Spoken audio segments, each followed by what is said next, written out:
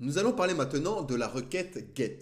La requête GET est une méthode de requête HTTP utilisée pour demander des données à partir d'un serveur web. Lorsqu'un client envoie une requête GET à un serveur, il demande au serveur de lui renvoyer une ressource spécifique, comme une page web ou alors des fichiers. Cette méthode est souvent utilisée pour récupérer les données qui ne modifient pas l'état du serveur ou des données qui sont déjà existantes. Donc pour ça, déjà, on va aller dans Extension ici. Et dans la barre de recherche, vous allez taper Thunder Client, comme ceci.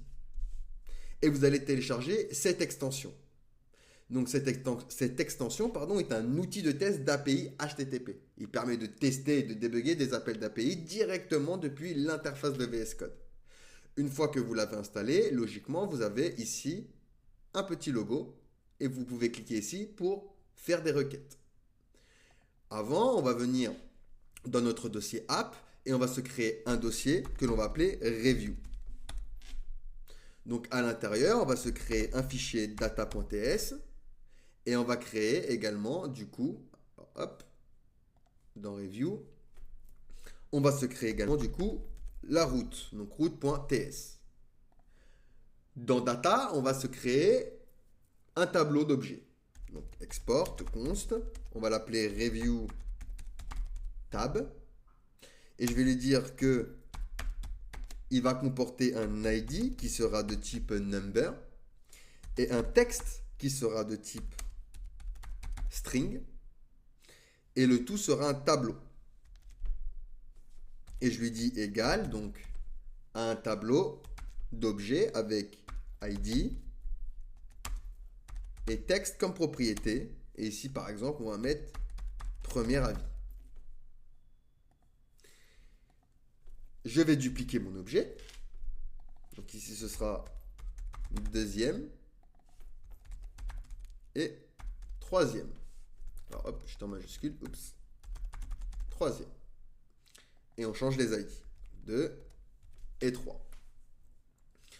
Ensuite, on va se créer notre route pour accéder du coup à ces données. Donc, je vais import review tab. Donc from mon dossier de data et je vais venir donc export async function get